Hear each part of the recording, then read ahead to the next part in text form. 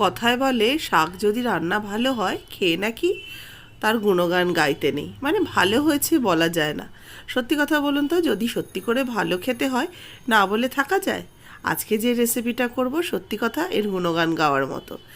আজকে করব কলমি শাক। তো কলমি শাক এখানে এক আঁটি নিয়ে নিয়েছি। শাকটাকে ভালো করে একটু বেছে নেব।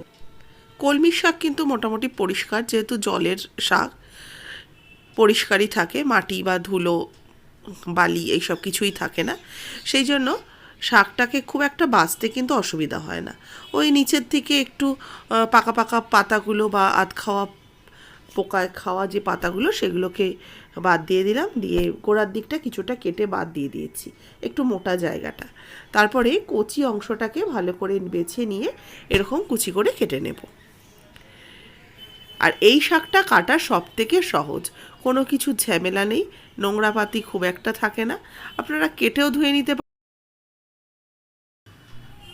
আজকে যে রেসিপিটা আপনাদের সাথে শেয়ার করছি এটা কিন্তু ভাত দিয়ে খেতে বেশি ভালো লাগে। তবে আমার আরও একটা রেসিপি রয়েছে আপনাদের সাথে শেয়ার করা, বা কলমি শাকেরই একটা রেসিপি, অবশ্যই দেখে নিতে পারেন। ওটা কিন্তু ভীষণ সুন্দর হয়, ওটা ভাত দিয়েও যেমন ভালো লাগে, আবার একটু রুটি দিয়েও খেয়ে দেখতে পারেন, খেতে কিন্তু খুব ভালো হয়। একবার সার্চ করে দেখবেন কলমি শাকের একটা রেসিপি, মিমিস রেসিপিস দিয়ে, আপনারা কিন্তু এটা পেয়ে যাবেন। কলমি শাকটা কাটা হয়ে গেছে। এবার এর মধ্যে আমি একটু পেঁয়াজ দেব, পেঁয়াজটাকেও সেই জন্য কুচি করে কেটে নিচ্ছি। পেঁয়াজগুলোকে কুচি করে নিলাম, আর এর সাথে নেব একটু রসুন কুচি করে। এবার কড়াইতে দিয়ে দিচ্ছি সর্ষের তেল।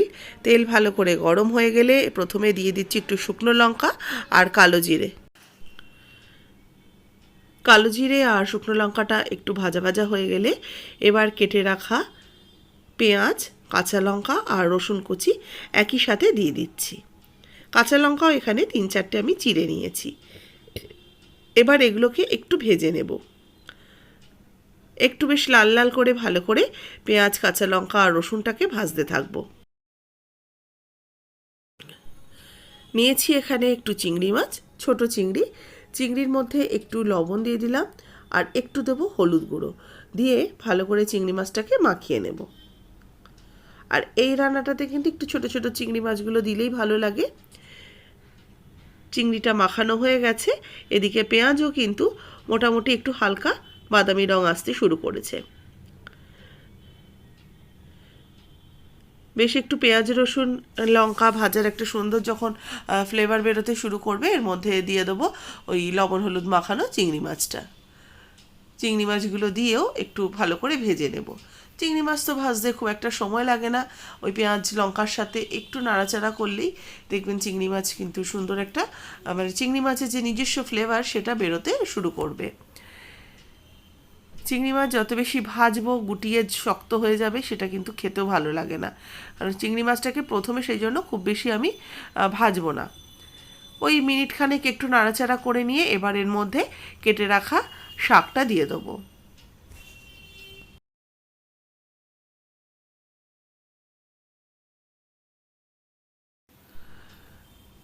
শাকটা দিয়েই আমি কিন্তু প্রথমে কোনো লবণ অ্যাড করব না, শাকটাকে আগে একটু ভালো করে নাড়াচাড়া করে নেব। কারণ শাক থেকে বেশ খানিকটা জল বের হবে, আর লবণ দিলে আরও বেশি জল বের হয়ে যাবে বলে প্রথমে জলটা আমি দিচ্ছি না, মানে লবণটা আগে দিচ্ছি না। একটু দেখব যখন ভাজা ভাজা হয়ে এসছে তখন এর মধ্যে আমি লবণ অ্যাড করছি। তাহলে শাকের লবণটাও ঠিকঠাক হয়, একটু কমে যাওয়ার পর লবণ দিলে শাকের লবণটাও একটু ঠিকঠাক হয়। একটুখানি দিয়ে দিলাম হলুদ গুঁড়ো, আর একটু দিয়ে দিচ্ছি লঙ্কার গুঁড়ো। হলুদ গুঁড়ো আর লঙ্কার গুঁড়োটা দিয়ে ভালো করে শাকের সাথে মিশিয়ে নেব। এবার শাকটাকে অনবরত ভাজা ভাজা করে নেব। শাক দেখুন আস্তে আস্তে নরমও হয়েছে, আর শাকটাকে এইভাবে ভাজতে থাকবো। এই শাকে কিন্তু একদমই ঢাকা দেবেন না, ঢাকা দিলেও অনেকটা জল বের হয়ে যাবে, ভাজাটা ঠিকঠাক হবে না। দেখুন আস্তে আস্তে কিন্তু শাকটা বেশ ভাজা ভাজা হতে শুরু করেছে।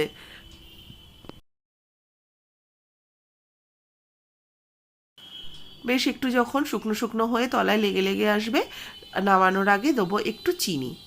একটুখানি মিষ্টি না দিলে শাক খেতে ভালো লাগবে না। অল্প একটু চিনি দিয়ে ভালো করে মিশিয়ে নিয়ে এটাকে নামিয়ে এবার সার্ভ করে নিচ্ছি। দেখুন তৈরি হয়ে গেছে চিংড়ি মাছ দিয়ে কলমি শাক ভাজা। অবশ্যই রেসিপিটা বাড়িতে তৈরি করবেন, ভালো লাগলে লাইক শেয়ার করবেন। যারা নতুন দেখছেন সাবস্ক্রাইব করে পাশে থাকা বেল আইকন প্রেস করে দেবেন। ফেসবুক পেজের বন্ধুরা অবশ্যই পেজটাকে ফলো করে রেসিপিটাতে একটা লাইক দিয়ে দেবেন, শেয়ার করবেন প্রচুর প্রচুর করে। আর কেমন লাগলো সেটাও কিন্তু কমেন্টস করে জানাতে ভুলবেন না।